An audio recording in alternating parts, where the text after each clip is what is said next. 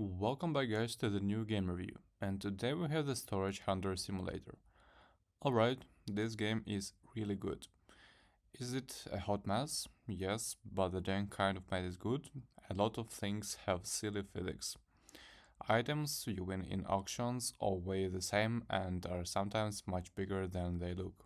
Sometimes you stack items in your car and they suddenly start fighting and fling off halfway across the map.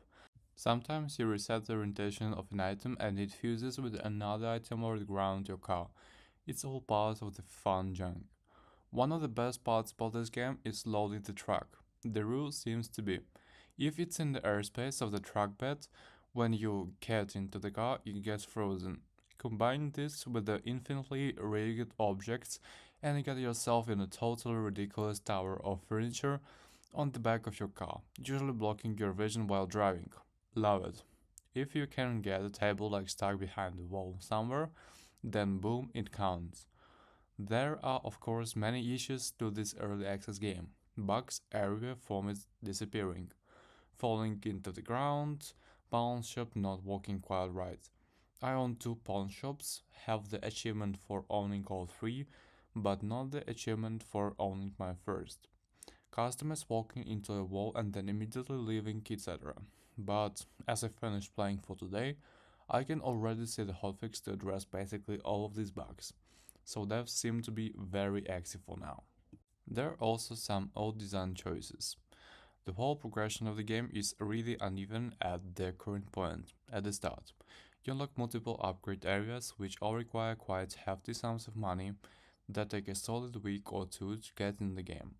But then once you through it then a bit, money becomes almost meaningless. As an example, the first pawn shop took ages to actually buy.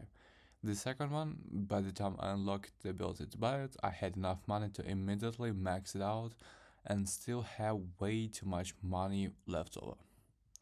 Another odd choice is the way cars work at the moment. I think this might be just we'll fix it later choice, but it has some odd consequences. Namely, everything and everyone is made out of inorbatium and you are made of rubber. You hit a synth post at a high speed with your seemingly massive truck, instantly stopped. Hit a speed bump too fast, your car will be doing flips. Get T-boned by another car, you're now stuck on a free guided tour of the city. Thankfully, there's an unstuck button, but even that sometimes spawns you flipped on the roof of your car. So overall, for the devs, here is the checklist of improvement ideas. The first is add an extra tier of verification gun that would allow unlocking chests, or a separate gun, or something. The next one is add an extra tier of a repair gun that will repair an item to max tier with a single action instead of doing each tier separately. Rework the progression of the game, especially the early game and more specifically the car. You spend so much time driving from the starter city to the big town and that takes so long in the starter car. I like the separate areas having their own rep skill tree system, but pawn shops should be available to buy much earlier than they are currently in each area. Omen and condition value should count for something in terms of rep gain. Otherwise, the best method to advance is to endlessly sell carbon boxes. The storage warehouse system was quite confusing to understand. I thought the store from truck button would open up an interface to select what transfer over, but instead it just moves everything on the truck to the warehouse. That's usually not what I actually want to do it. Considering once a locked chest enters the system, it's usually immediately put on sale. The next one is blind auctions could really use a tutorial. I went in there multiple times trying to figure out how to actually take part, didn't realize the whiteboard was interactive in this one. The second city could really use another gas station. Please add some kind of radio. You spend half of the game in your car, please. Speaking of cars, please make the other cars not so absolute. At least add some kind of avoidance logic to them. Feel odd to leave your car on the road and come back to it being towed. If you select filter on the auctions tab, I wish the game remembered when I pull it up again. Or better yet, sort the actions based on proximity.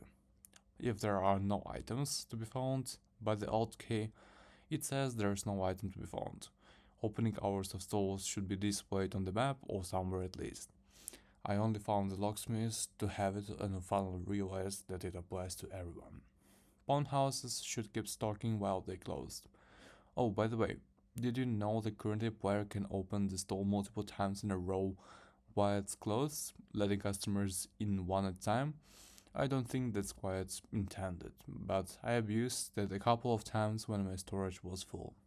A warehouse, especially in the early game, you can easily end up with around 100 items in the first town, but the houses only start 10 each and pawn house only like 40 plus displays. Blind auctions need a wider range. They currently cost about the same as a tier 4 regular auction, but even the best blind auction yields almost nothing compared to the regular auction. I like the risk versus reward aspect of it, but currently it's a bit of a waste of time to do them, as you're actually better off doing even normal tier 1 auctions in terms of return, especially considering how finicky the cardboard boxes are. Please make things stop rolling. I hate those damn extractables so much. Even if I move it to the side, it starts rolling and seemingly never stops. Overall, loving this game so far and will definitely return to at least unlock everything and whenever you guys do updates. So thank you guys for watching this review. Don't forget to subscribe, hit the like button and see you in the next reviews. Bye.